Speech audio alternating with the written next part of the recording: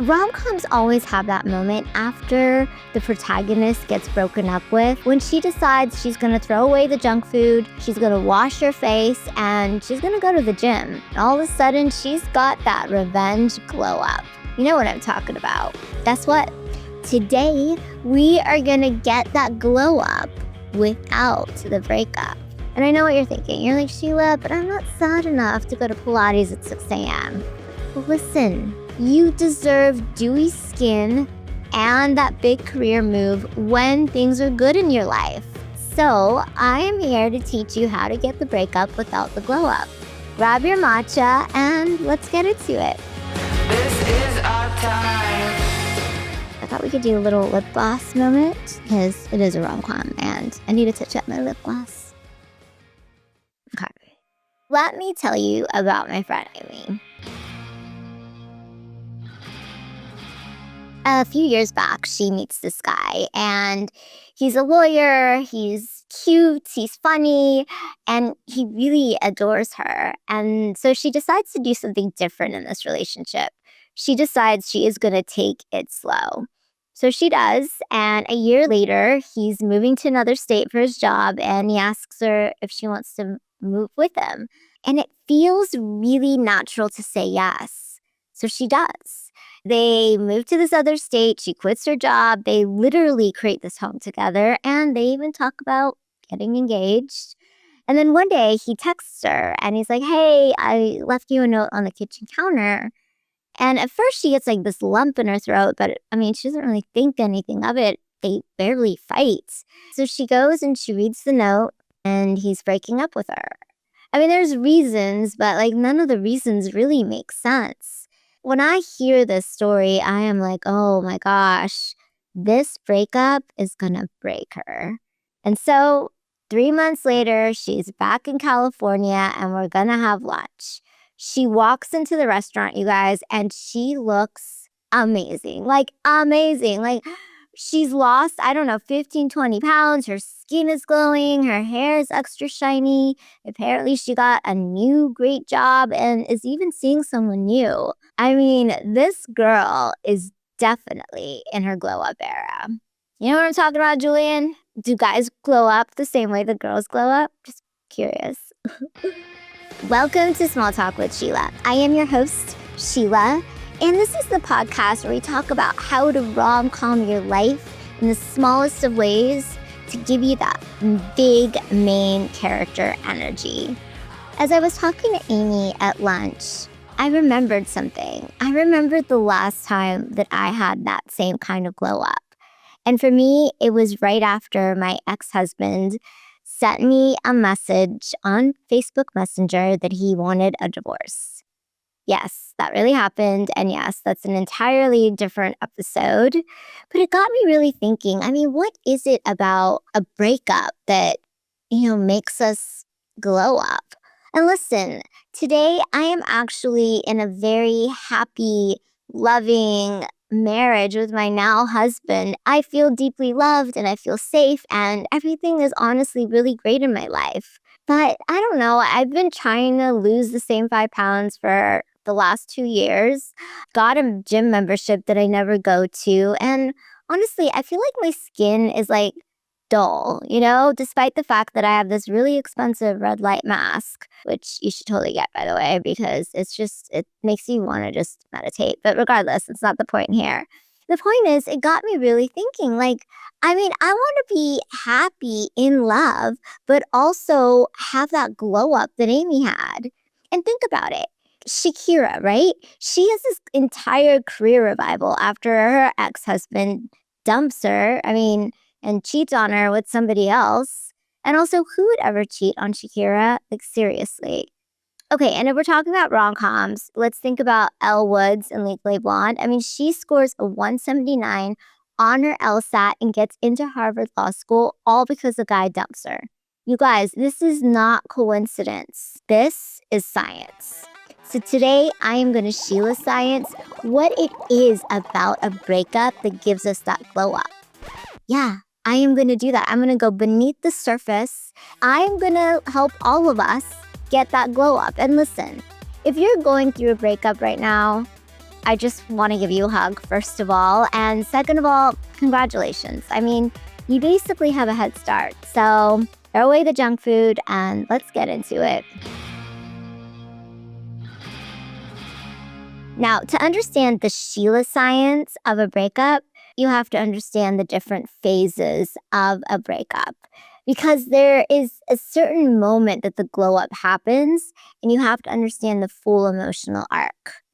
Phase 1, shock. I mean, you guys, I don't care how much the writing was on the wall that there was going to be a breakup. At first, you are stunned. You're like, what is happening? You are voice noting your friends, you're voice noting your mom, and everyone's like, oh my God, I can't believe this just happened.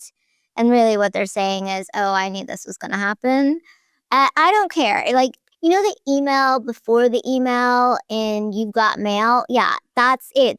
There's shock. There's like, oh my gosh, is this a mistake? Phase 2, the wild card.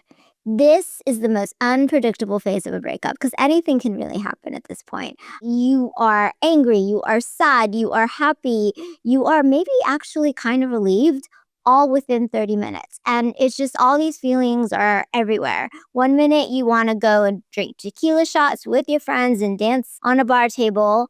And the second minute you want to go to one of those rage rooms where you pay to break things. Like nothing makes sense right now. Phase 3, the rot. Yeah, this is like the Bridget Jones and PJs moment. I mean, you are basically horizontal. You're door dashing, if you're like me, every single meal. I once door dashed breakfast, lunch, dinner, and frozen yogurt all in one day. Thank you very much. You're just rotting, you're just rotting. And then something happens. I don't know what it is. Maybe your friends have an intervention, or maybe you realize if you miss one more day of work, you're really going to get fired.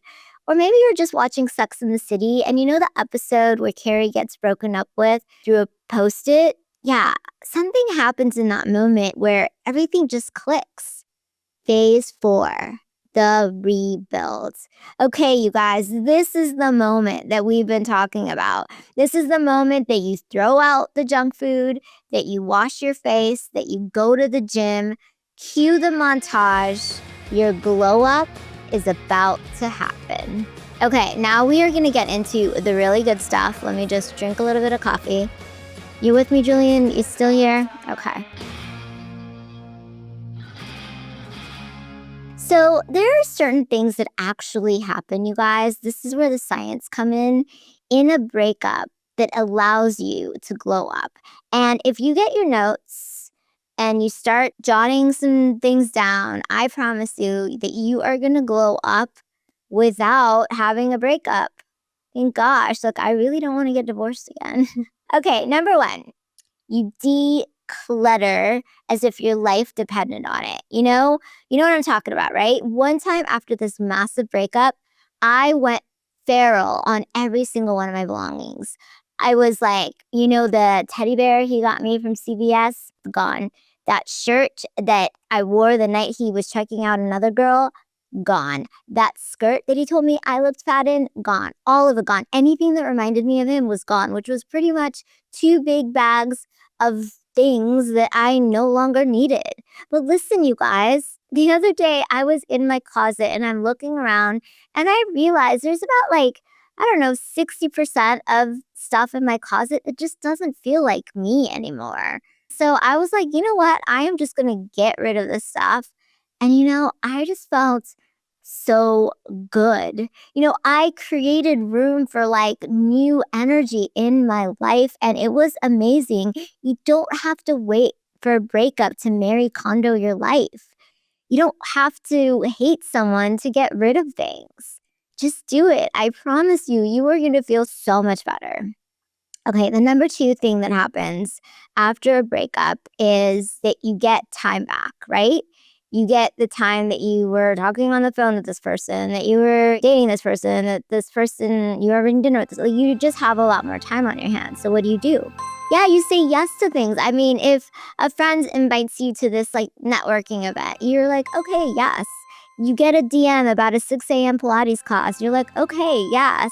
If you have this urge to start a creative side hustle, you say yes. And you guys, this is the thing. You don't have to wait for someone to shatter your heart to start saying yes to your life again. You can do that when you're perfectly happy in a relationship. I mean, there's actually a really great book about this. Shonda Rhimes' The Year of Yes. I'm going to put it in my show notes. It's such a great lesson. And, I was thinking the other day, there's things I just don't say yes to anymore. I mean, okay, really crazy, but I have this total dream to go and audition for Broadway. I know it's my 12-year-old self. That was her dream, and I want to do it. And I want to take dance classes and voice classes. And you know what? I get to say yes to that. And number 3, this one is not pretty, but it actually works. You have revenge energy. You hate someone so much that it becomes like fuel. Okay, think about it, right? Gloria Gaynor's epic breakup song, I Will Survive. What is the line in that song? I am not that chained up little person still in love with you.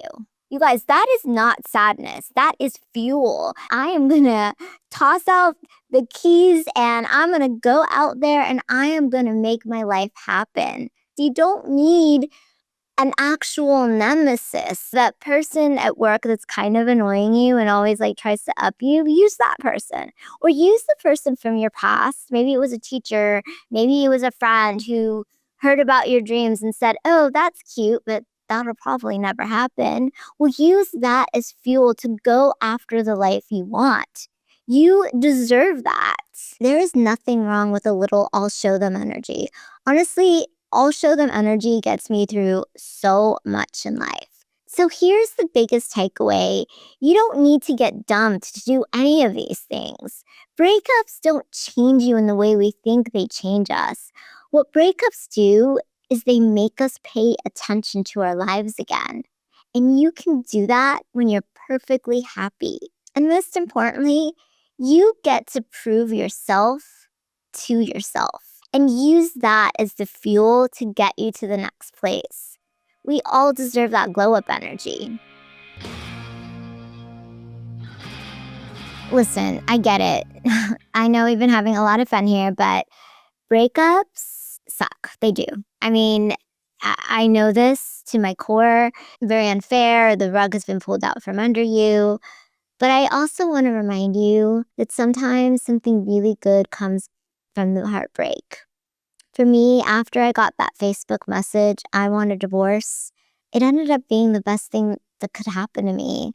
I mean, I bought my first home, I got a new job, I even started a creative side hustle. But most importantly, it led me to the man of my dreams. I am so incredibly happy and in love, and that doesn't mean that I shouldn't pay attention to my life. We all need to pay attention and focus on our lives constantly because that's when the magic happens. So whether you are on the brinks of a heartbreak or you're actually really happy, remember, declutter from anything in your life that doesn't make you shine and start saying yes to the things that ignite the passion in you. And most importantly, please prove yourself to yourself constantly. That's what I wish for all of you. If this episode landed for you, please don't keep it to yourself. Share it with your friends. I mean, share it with that person that just went through a breakup, or, that one friend who's in this really comfortable, happy marriage, but maybe her skin could be dewier. Share it with her. Keep following the Small Talk with Sheila journey because there's so much more coming your way about how we really are the rom-com characters of our own lives, main character energy only. Oh, also, if you have a really good heartbreak story, please send it to me. Leave it in a comment on this YouTube. You can DM me on Instagram, or you can even email me at sheila@smalltalkwithsheila.com. I am going to do a roundup of the worst heartbreak stories, and I'm going to share them on my socials because we should all use them as fuel for a little glow up of our own, right? Why waste a good heartbreak story? I don't think so. And this Small Talk with Sheila rom-com, well, it's just getting started. I am your host, Sheila, and I shouldn't read the script.